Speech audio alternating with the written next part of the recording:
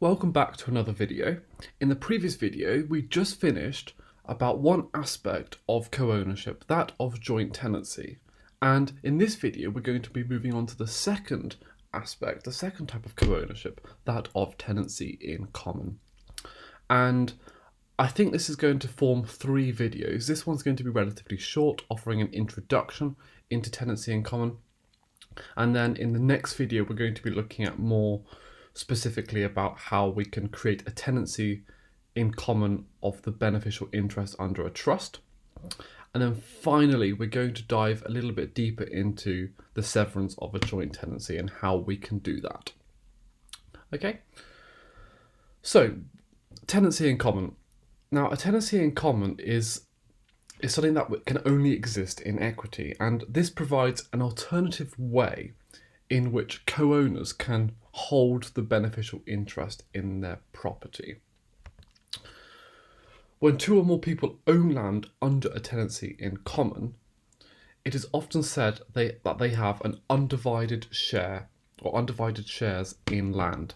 This means that a tenant in common can point to a precise share of the land, for example, 1/2, 1/5, 1/4, etc., even though the land at present is undivided and treated as a single unit.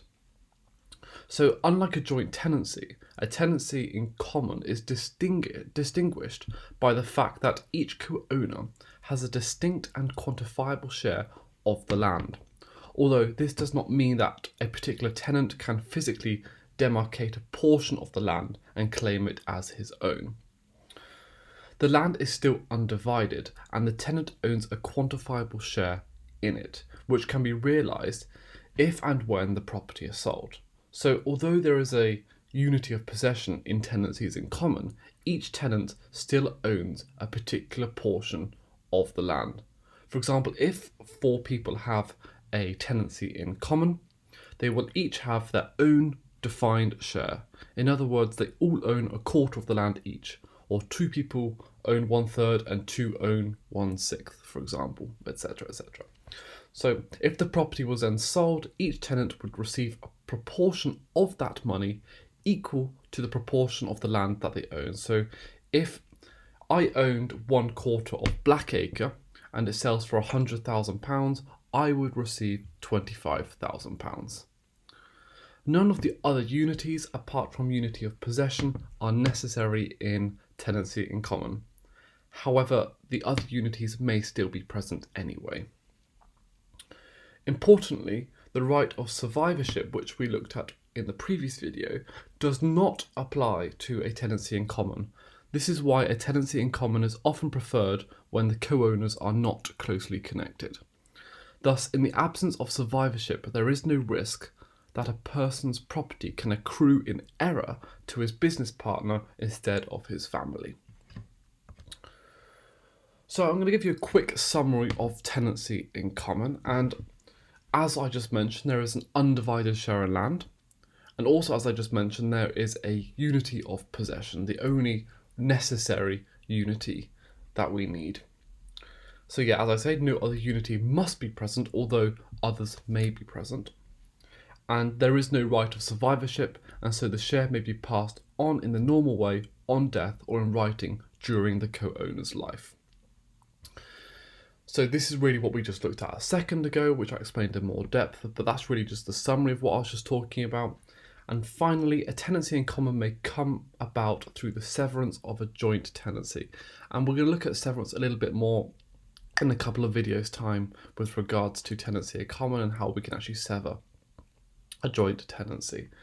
So this means that the parties to a joint tenancy can choose to terminate that form of co-ownership during their lives and be governed instead by the regime of a tenancy in common. This is more often than not driven by the desire to avoid the right of survivorship, especially after a relationship breakdown. A tenancy in common may be created when the tenant in common originally acquires an interest in the property or by conversion from a joint tenancy. A joint tenant can sever his or her share of the property, which allows him or her to deal with it independently. As tenancies in common only exist in equity, the joint tenancy can only be severed in equity. And if you haven't quite followed that, don't worry too much, because I'm going to explain how a joint tenancy can be severed and how that subsequently forms a tenancy in common, as I just said, in about 3 videos time. But that can be seen in the Law of Property Act 1925, section 36, subsection 2. And the differences between a joint tenancy and tenancy in common. Okay, I know this may seem like I'm just repeating the same thing over and over again, but I think it's important to try and drill this home. It's important in your exams or in essays not to confuse joint tenancies and tenancies in common. Okay, so the first thing is the 4 unities are not required.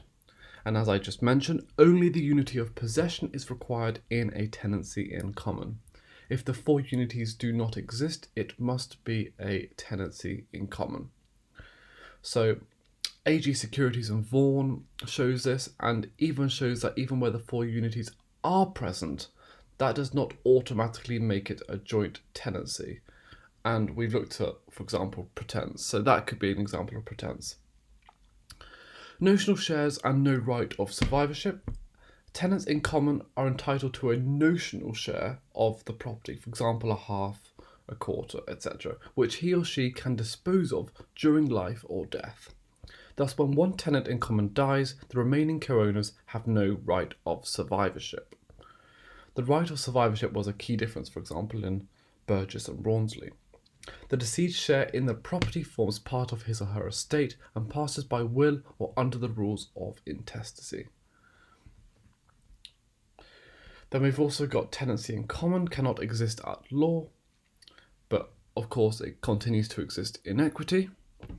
And express declarations. Now, in the next video, I will be looking at more about creating a tenancy in common of the beneficial interest under a trust, and I will look at express declarations in that video. So check out the next video for more information about this. But where there is an express provision in the conveyance, it is determinative. So if the original conveyance to the co-owners stipulates expressly that they are joint tenants or tenants in common of the beneficial or equitable interest, this is normally conclusive as to the nature of their co-ownership in equity.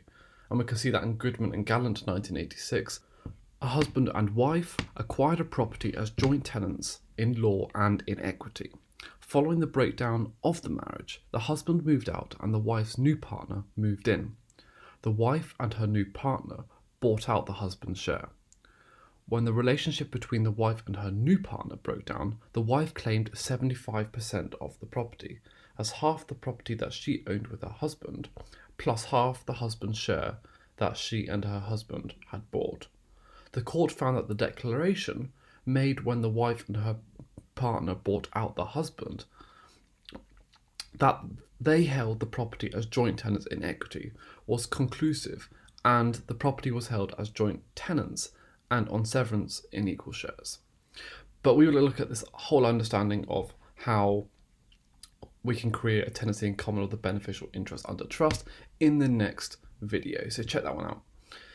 And in a similar way, I say the next video for words of severance here, but we will be looking at severance too in probably a couple of videos time actually. So if words of severance are used, then a tenancy in common will exist in equity, and we'll have a look at how a joint tenancy can be severed and how that will subsequently potentially form a tenancy in common. Property purchased as a family home will be presumed to be held on a joint tenancy, and in Stack and Dowden, which I again will be explaining in the next video, for the reasons already stated, at least in the domestic consumer context, a conveyance into joint names indicates both legal and beneficial joint tenancy, unless and until the contrary is proved. Okay, so that's what was said in Stack and Dowden, and I'm going to explain the facts of the case and the House of Lords decision, and really what Baroness Hale was saying in this case in the next video, because I think we need to explore Stack and Dowden. It's such a key case that you need to look at, you need to read. So I'm going to have a look at that, explain that to you, and also have a look at Jones and Kernot too. So that's going to be some of the key aspects of the next video. Property purchased for commercial purposes or for a partnership will be held as tenants in common. And we can see that in the case of Malayan Credit and Jack Chia MPH Limited.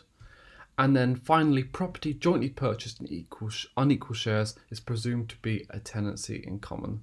So in Bull and Bull, a mother bought a house with a son, with the son providing most of the money. They lived together in the house until the mother fell out with her daughter-in-law. It was held that the mother was an equitable tenant in common. Okay, so that was just meant to be an introduction into tenancy in common and how it differs to joint tenancy. So there's quite a lot of information in that introduction, I feel, but I think there are aspects of this which will be cleared up, like severance, like understanding the beneficial interests under a trust in the next few videos, because we really have to understand trusts. And obviously, if you're studying this module, you may not have studied equity and trusts yet, so I'm going to try and clear up some of the concept of a trust and how a tenancy in common can be created of the beneficial interest under a trust. So if you have any questions about this video, just leave a comment below and I'll get straight back to you. Make sure you subscribe to my channel because I'm going to be posting videos every day. Thank you very much for watching.